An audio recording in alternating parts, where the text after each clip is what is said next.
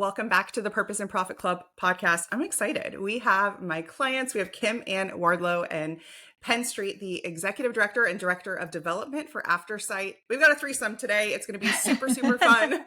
A threefer here. And we're going to dig into, you've had a really amazing campaign. You ran, and we're going to talk all about that. But first, I would love to just do a round of intros. Tell us about the work you do with Aftersight. And, we were just talking in the green room. You guys are seasoned podcasters. So I want to hear all about the work you do with Aftersight and your podcast. And we can start with you, Kim, and then we'll move over to Penn. Okay. Well, I've been with Aftersight for a long time. So I've done a lot of different things at Aftersight.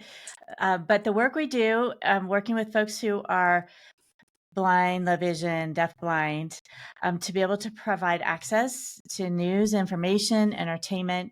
And that happens in a couple ways. Our traditional services, from when it started in 1990, was having volunteers read and record audio editions of publications. So newspapers, magazines, grocery ads, all those kind of mundane, but important day-to-day things so people know what's happening in their community. And then over time, as that has changed and it's continuing to evolve, and we're continuing to evolve that part of our service as well. But we started the original podcast. So as you said, we both host a podcast. I host one called Navigating Life with Vision Loss. And it's kind of geared towards folks that maybe have recently lost vision, or they've had some vision loss and now that's increased, so they're having to kind of recalculate how they do things. So different series. So we're just finishing up a safety series. We had a series on advocacy earlier in the year. We have Blind Level Tech, that's all things tech. We have Blind Sight, which is mental health, again, from the lens of, blindness or vision loss. And the host of that is blind himself. So we have that podcast. And then we also, our newest podcast is Code Orange, and that's emergency preparedness. And I'll let Penn tell you about the blind chick, because she is the blind chick. And so she can tell you about that. That's a really fun podcast, I think. And it's our first podcast. And then we do some other services, providing white canes, virtual peer support group, and virtual audio book club. So we try to kind of be that hub for information for folks with vision loss. And we also have on our website podcasts from other third parties like Penny Forward and other podcasts related to the audience we're serving as well. So yeah. Amazing. Yeah, and Kim didn't mention, but she just had her big work anniversary a couple of weeks ago. So she definitely knows Aftersight inside and out. But yeah, so yeah, I'm the host of The Blind Chick, and I'm known on social media as The Blind Chick. And so we are, I think, coming up pretty close to our 200th episode. And I interview people all over the world who are blind or low vision, or work with people who are blind and low vision. And they get to tell their stories. And I always learn way more from them than they ever learn from me. And it's just incredible. And some of them are household names, but many of them are just ordinary people like us that are just living their life and doing really amazing things. So I love it. I never ever aspired to be a podcast host. And then this last year in January, I did bring on a co-host, and it happens to be my husband. He's kind of my sidekick, and I still sort of carry the show, but it was nice. It is nice having another person on. It can get kind of lonely being the only host on a show. So yeah, It's nice to riff. Yes, it is. It is. Yes. One of the things that, even in just the trajectory of Aftersight, that I think has really impressed me, we're already kind of digging into, is the needs of your audience changed with just technology changing. It's just, even the past year, like I think about the past year, and maybe I started using ChatGPT last year around this time. I don't know, but it is wild. Like, this is my third assistant, Chat. She's my friend. She's helping me out. I'm using her instead of Google. My voice, the way I love to use her is actually voice to text. You know, I really love that component. All that to say, I think it's really, really smart and really interesting too, the way you've scaled up the podcast wing of what you do, the advocacy, the support, the emergency preparedness. Did it start with one podcast and then you realized this has legs, or how did that come about? Yeah, so it did start with the blind chick, and it originally was called Aftersight when we did our name change and settled on They Aftersight. stole it from me. They stole it. I don't know. But The blind chick's pretty cool. So it is cool. We like it. But it really started with our community. So after I became the director, I'd really wanted to have a program advisory committee that was made up of folks that we're serving. So we have that now, and I think it's in its fourth year. Yeah. And we went to them and said, okay, you know, yes, we'd like feedback on what we're doing. Is it still relevant to you? Do we need to be doing other things? But what do you need? What's lacking? And what if it didn't have to be something that could be read? And I posed it to them that way because, you know, always before, well, what else can we be reading? But it's like, what if it didn't have to be read? Because we were doing the blind chick, and we'd had a version of that even before Penn was on staff, and that person had left and it kind of had fallen away. It was slightly different than what Penn is doing, but we saw that the blind chick was being well received. And then they started saying, well, you know, there's these things and they're on, yes, we can get on a website, but so many of them aren't friendly, and there's this information and that information. So we started with the blind chick, and then that conversation really created NLVL, Navigating Life with Vision Loss. And when we started, we were doing one topic per month.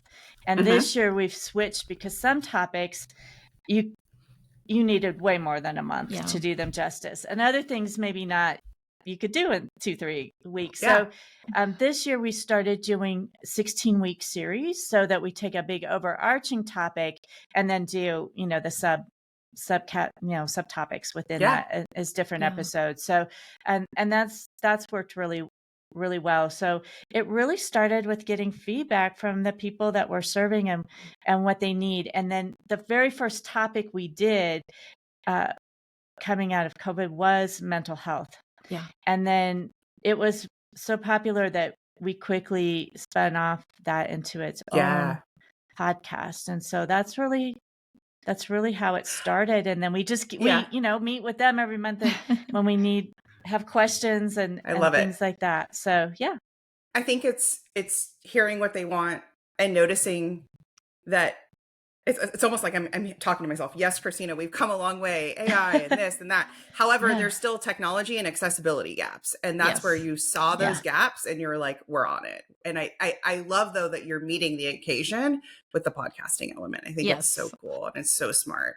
So and it's fun. And it's fun. Exactly. We were talking also in the green room, but it's like it's low lift. I mean, you're just pressing record, except for the editing, right? That can be a little clunky. But the like sit down and producer is there for that. We don't worry about that. Same. Yes. So you came into the Purpose and Profit Club, my group coaching program. And one of the things I noticed about y'all is you came and you got to work. Like you got to work. And very quickly, you ran your first campaign. So let's dig into that. It was the 20K in 20 days campaign. It was so fun to watch you prepare for that campaign, kick it off, hit your goal early. Walk us through that campaign. Like what prompted it? Why? Where were you? Let's talk about it. Well, I guess just to kind of set it up, because I'm going to let Penn really talk about the campaign because she's the one who created it. But we had done about a year ago, we had done, of course, looking at revenue streams. It wasn't shocking to us. We knew this, that the area we'd been really heavily and still are on grants. And so really needed to build up the individual donor base. And then it's like, okay, well, we've confirmed that, but how do we do that? And that's when, you know, I'd gotten an email from you and I sat through a webinar and then we kind of went through that whole process. So we were like ready to go. You know, at that point, we're like, okay, we just need to figure out how to do it. We know what we need to do, but We how do know we we do need it? to. Yeah. And so then Penn really, you know, took that on for the 2020. So you can talk about that process. Yeah, Penn, I remember maybe in one of our first calls, me kind of taking your temperature of like, how comfortable are you with asking? How comfortable are you with outreach? How comfortable are you with fundraising? And you're like, yeah, I'm all in. And I was like, Yeah. let's go. Let's go. So I love the energy. Yeah. Yes. But I also, I was probably the biggest doubter coming in. But we had tried, like Kim said, you know, our history with the org, they weren't donors. Like we didn't, Aftersight didn't have a donation. Like, I mean, I'm sure you had a donation button, but it was not used very often. And so that was really my main job, is to diversify the, you know, funding streams. Yeah. And so, and I did try, you know, like, you know, the mailings and the email, you know, things like that. But it definitely got people moving. But, you know, we started doing an annual event, and I've done a couple other events, but nothing like, except for the hike that we do every year, which is sort of our cornerstone community event every year. But besides that, like nothing ever like sunk in. And I kept hearing from all of my networking partners and you know, it's just, I kept hearing over and over in the development world, things are pivoting. People are not, they're not giving how they used to. They're not giving where they used to. They're, you know, they're looking for that new thing. And so when Kim brought your program, you know, talked to me about it, I said, well, we need to do something different. And it's, so I did put my doubts aside, because you are like, what you're doing is very, to me, very cutting edge and very different than any fundraising I've ever done. And so I really had to trust you and trust the process, but the way you do it, it does make it fun. Which is really important to me. I mean, sitting in front of a computer all day. Yeah. You'll take the fun wherever you can get it. And so you really helped, because yes, I put the bones together, right? But you were the one that put the pretty dress on the top, with your edit this or tell more of a story or little, you know, things here and there. And honestly, again, I was like, I don't know if this is going to work, but I did it. I followed.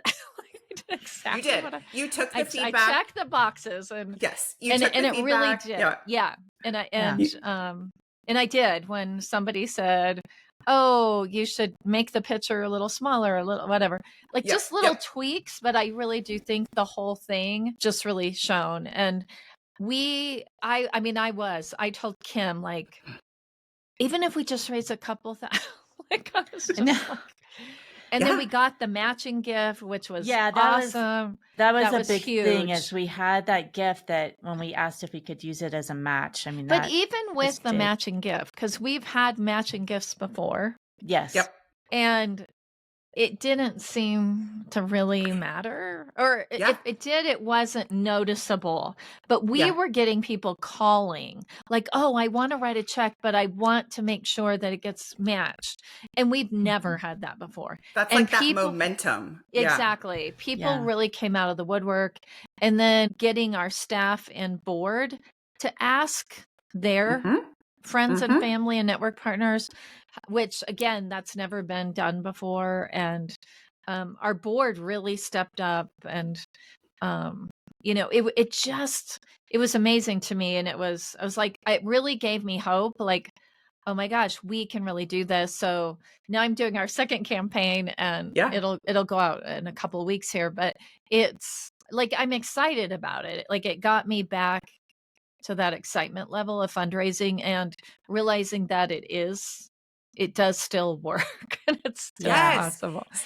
Yeah. Well, and being able to have scripts, like some of the things we had tried before, certainly we've asked our board when we, you know, Colorado Gives Day, whatever, please share with your contacts. And I think they have, but really having scripts to be able to say, okay, here's what you can say. You can modify it for your own language.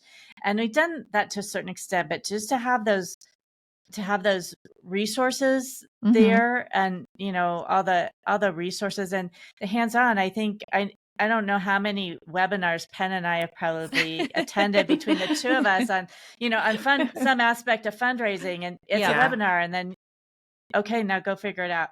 And so this has been so much different. Like we've so loved working with you because it's so and when I reported back after that first meeting, we had a board meeting that week, and I'm like, oh my gosh, this really is hands-on. Like we're meeting, we get input from other people that are also doing fundraising, and I think that's been really helpful to us to have that. It's very different from anything we've ever tried before.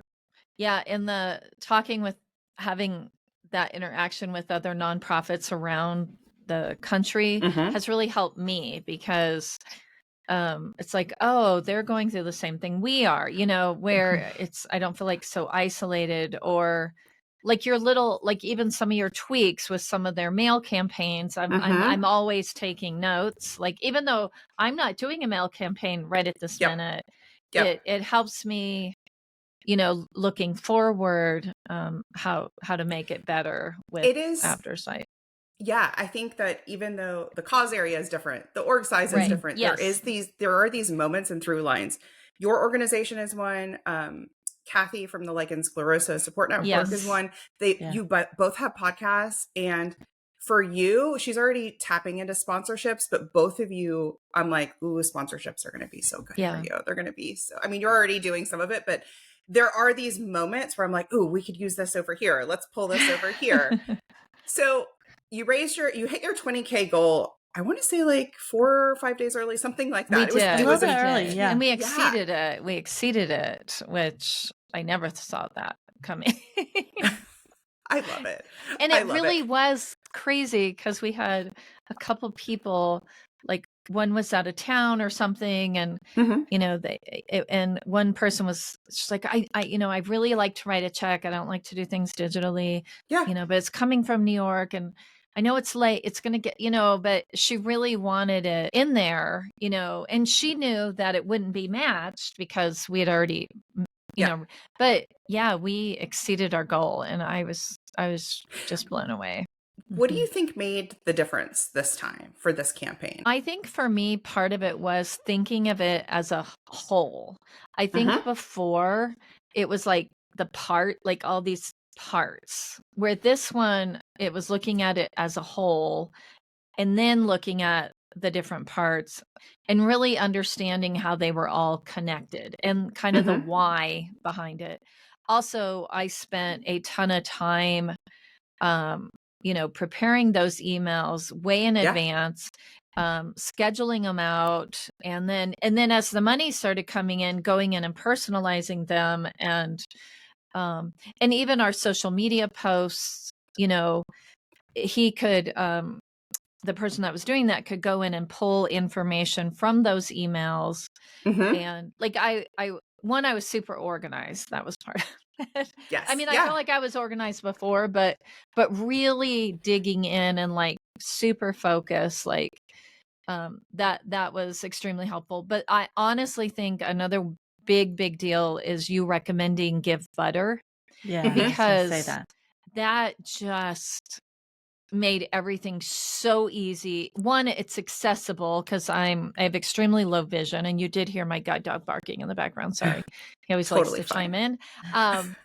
But it was accessible. It was super intuitive, and it was pretty. Like you could customize it, but yet the templates were super easy to follow. And we needed something that was going to be high converting. And right away when you joined, I was like, we got to get you a donation tool. I remember that being like, that was the first thing. We're not going to be able to go for a drive, and we got to get gas in the tank first, because I don't remember what you were using. But listen, I've said that to other clients before, and they've taken months and months and months to change or make a decision. And the fact that, again, you had that readiness, and you're like, we go. And I think that the page was very, very easy on your end, which that's great to hear, but like easy for the donors to use and understand the story that we had beautifully created. And so that's all part of it. Right.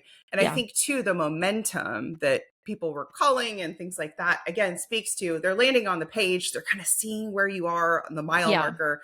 Are they close to their goal? I want to help, or the match. And that's all part of it. Like that is all part of that, a good, solid donor experience for a campaign. So I think you nailed that. Yeah, that in our match campaign, I think their little, it wasn't a lot, and they wanted to remain anonymous, which at first I was like, oh, I don't know how that's going to go over, but the way it was framed and everything, and the photo that we chose to keep, her anonymous and stuff, like I think it just, the whole thing came together. Yeah. So I want to talk about a little bit about what's next for you, like what's next, and maybe to kind of flag that I already had followed a couple of blind and low vision thought leaders and influencers and creators online, and I know we've talked about them. But is a social street team next for you? Is partnering with the advocates and creators online who, like Molly Burke, I know has a book coming out. Yes. We talked a lot about Anthony, one of my favorite. He's just so fun. The blind skateboarder. He's just so like what does that look like for you? Is that next year? Talk me through your vision as you continue in the club. We definitely, and part of it was you suggesting it, is we actually have some pretty amazing guests. You do. You're like, actually, we've had them on the podcast, Christina. I'm like, okay, perfect. I know. But we had never really thought about getting them involved in a big way. Yeah. And I mean, it was like, oh, you're on a podcast things. Can you please share it? Right. It was please share on our social, here's our social media. Please share. But to really get them to, and I did notice like over the last month or so, somebody who I interviewed, I don't know if I guess I could say his name, Eric Wymeyer, was the first blind person to summit Mount Everest and the tallest peaks on all continents, and he's done a lot of stuff. He's known me for decades. I even worked for him for a long time, but he never shared, like it was just, he never shared our stuff. He never shared anything, even me personally, that I wrote. But lately he has been sharing our posts through Aftersight. He doesn't share all of them. Like he loves the white cane posts that we do. And he shares those on his, and I didn't ask him to do it. He just did that organically. So I have a feeling like if I actually sat down with him and said, like if we do a white cane campaign or something that I know specifically that he would really get into, that he would, I think he could become, one part of our street team. Yeah. And then, but you were the one that really, like, I don't think you even thought of it either. Like, I don't think any of us. No, it's like, that sounds weird. How do we put together it does. How do we put together a street team? Who would those people be? And then as we were doing our campaign and pushing things out and seeing responses, it's like, oh, maybe we already know the people. Yes. We just didn't think of them in that way. Exactly. And he's doing, what I would call like a lean in moment. He's like sharing and interacting more. And that's like the perfect time to further that relationship. Yes. I love it. Yeah. There's so much opportunity, and start with the people start with the people who already have interacted with you in the podcast. I want to talk about white canes though, for our listeners who might not even know what we're referring to. Right. So let's tell us about that. Tell us about the project and maybe even some of the content or what it's for, and give us an overview. Yeah. I feel like I'm hogging the seat. No, that's right. You use a white cane. I mean, I can tell people about it, but you use it. So you should explain. So the white cane is those white sticks that blind people use. They're not called sticks. They're not called blind sticks. They've been called walking. So I've heard all kinds of crazy things. But they're literally called a white cane. And they've been around for a really, really long time, but it was actually the Lions Clubs and the Lion Club in Peoria, Illinois, that really came up with the whole concept that it should be a white cane, be Mm. reflective, and that it's not only a tool for us to be mobility and mobile and to be independent, but it's also a symbol. And it's not a symbol of, oh, you need to come help me because I'm blind. It's a symbol of independence. It's a symbol of getting from point A to point B safely. And so when I came to Aftersight, I was just noticing more and more people, and I've been knowing it for a while, but it really just dawned on me how many people I was running into that were white cane users, that their canes were broken or they were too short for them, or just honestly not a good quality cane. And I mean, I have been sitting on a bus and somebody gets on and they sit up front with me because that's where we sit, and literally their cane was broken and being held together by duct tape. And I have a guide dog, but I always carry a folding cane with me always, because you never know, your dog could get sick or whatever. And so I literally pull out my white cane and I give it to them. I have handed out so many white canes that way, and I'm financially in a place I can do that. But there's, with the unemployment rate for the blind and low vision community at over 70%, and that's in a good economy, it something like $75 to $100 to buy a new white cane is out of their reach. Yep. And so when I came to Aftersight, I'm still big in the Lions clubs, and they had agreed to start a white cane project, the Lions of Colorado, which I love you all. I appreciate you. But they really needed they needed like an overarching umbrella org to, take in the application, like to manage the project. And yes, I could have done it on my own outside of work, but it fit. I mean, that's what we do at Aftersight. Yeah. And so I went to Kim and she agreed with it. And, it was good because, I mean, it's supporting the community we serve, but it was also something where a person might come for a white cane and learn about the other services we provide. That's where right. they might not have sought out those other services separately. Yeah. It was kind of a win-win that way. Yeah. So it's just exploded, and we, to the point I'm going to have to maybe go outside of Lions to get funding because there's only so much they'll give. But yeah, it's a really important project for our community, because if you show up at a job interview and your cane is like falling apart, it's just like your clothing, because your cane is part of you. Just like your guide dog, you wouldn't show up with your guide dog all ratty and smelly, right? It's the same thing with the white cane, and it is really beautiful. When we put a brand new white cane in somebody's hands, sometimes it's the first time they've ever had a brand new cane, right? Or it's definitely been years and years and years that I've had them say, "Oh my gosh, I feel like this is my brand new Cadillac," and so the confidence is better, and it's also the right size. Say that, like shoulders out kind of moment. Yeah, exactly, absolutely. My father-in-law has been having just some mobility issues because he's getting older, and he's been using this one cane, and he's been having a couple of falls with that cane. And one day he came over with that cane, and he's very, very tall. And I was like, this doesn't fit you. You just said it, too short. And also it had, I think, had too much wear. And so like the grippy part of the bottom, was right. Yeah. So like all the things. And I was like, a new cane will be at your door on Monday.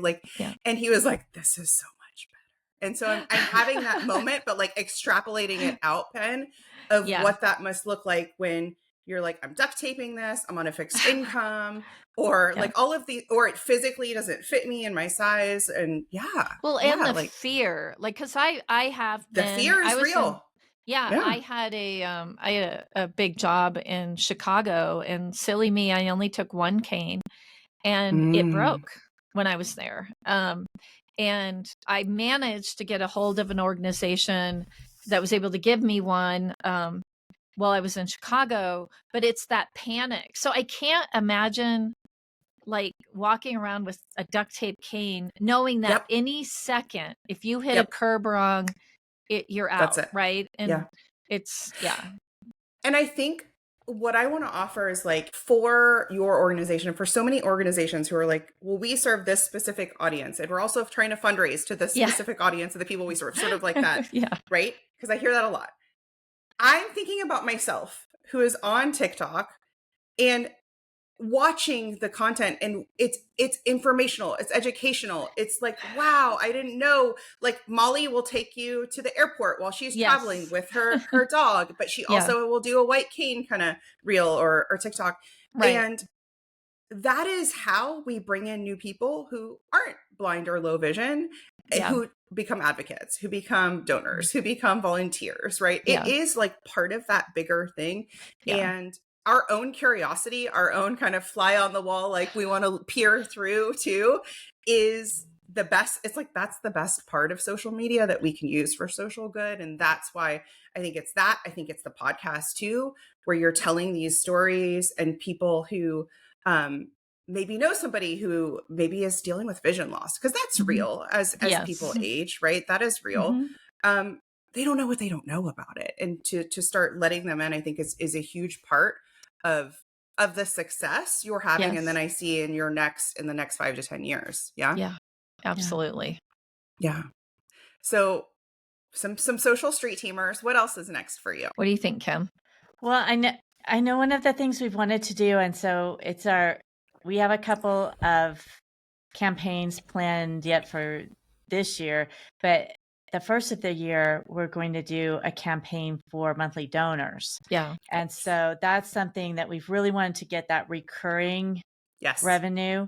That would be so helpful to us, especially as grants are, have declined to not have times of the year where things are, so thin. So I think that, that's there. It's that time of year. So we had our budget committee meeting this morning before this interview, and it was kind of nice to be able to say, okay, well, this is where we're at, and this is, we're projecting and we're being conservative. But I think the success of the 2020 campaign to actually have board members say, okay, but can you get us, numbers on this? Because what if this is wildly successful? Then, and we could do this, then what would that, what are those? So to see kind of that hopefulness of like, well, we have opportunities, and we know we have opportunities and for growth, and it would require, more staff and all this. So to be able to feel like, wow, this could be a real possibility that we could really grow. We've been approached to help some other orgs, especially serving our same community, to produce their podcasts, since we have that ability, which would also be a revenue stream for us as well. But, so it's kind of both. It's helping to get information valuable to our community out there, but also would be so we see a lot of opportunity, even as nonprofits are seeing decline in some areas, and there's some things that are scary, but we're also seeing some great opportunities as well. And so I think this is really helping us to say, wow, this can be possible because this is working for us. Yeah. I love, like, one of the collateral benefits of this success was the board engagement, like the board excitement. The board is now like, this is fun. Yes. Maybe we can help. And so that's just such a fun collateral effect of all of this. It's really reaffirming to them that fundraising doesn't have to be hard, a slog, terrible, impossible, all of the things.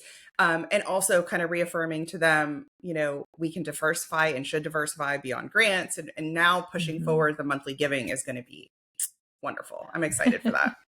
I know we are too. Yes. So I know Penn already has campaigns planned out, and the next one coming up kind of has a Halloween theme. So I think that's really fun. Yes. So so it's great because it's fundraising, but it's also educational. It's also fun for folks. So I think people really really like that. At least the comments I've gotten, they've really appreciated like learning some things along the way as well. Absolutely. Well, we Yeah. ask every guest that comes on the podcast, we ask them to share, we ask them the same question, to share a thought they like to think on purpose. This could be an affirmation, just a motto, maybe a quote that was resonant with you.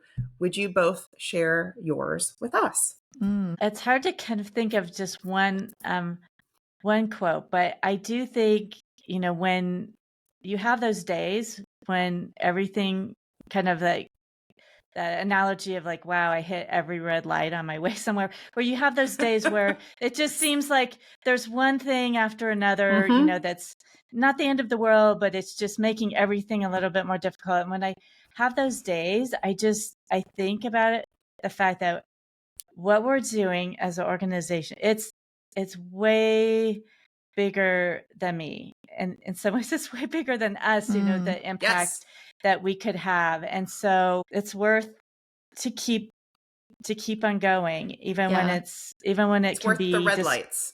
Yep. Yes. Even when it can be discouraging, it's like, okay, well, we'll get through this, because then you do have those times when you're like, wow, we exceeded our goal. And, wow, we launched a new podcast, or those kinds of moments, or you get a comment from a listener about how a program was so helpful to them, or the white cane was helpful, or just being able to interact with other people in the peer support group or the book club group. So if you get those comments and you're like, this is why we are doing this. This is why we get up every morning and are doing this. So I think for me, it's just, remembering that this is bigger than the little issues I may be having day to day. I love it. That's good. I'm the same way. I don't know one thing, but I'm a big believer in what you put out to the world is what you get, what you receive back. So I have a saying on the Blind Chick. I always wrap up the show with it. Oh, perfect. Give us it's be kind to yourself and find a way to be kind to somebody else this week. It's good for your soul. And I love it. Yeah. So that's such a good closer. I like that. Yeah. Well, where can everyone follow your work, support your work? Where's the best way to come find you and connect with you? We're on lots of places now. Obviously, we still have our website, aftersight.org. We're on Facebook, LinkedIn, Instagram, YouTube, and we've added a couple. We've added Blue Sky and Mastodon recently. And names of the podcast. So the Blind Chick is one podcast, right? Yeah. Right. And Kim, tell us yours. Navigating Life with Vision Loss. That's right. Perfect. We'll link to those. Yeah. Blind Sight, Blind Level Tech, or BLT, as we like to call it for short. He likes sandwiches. Yeah, he does, and he always has like a sandwich of the week. So that's been good. Code Orange is our newest podcast. Yeah, amazing. Emergency preparedness.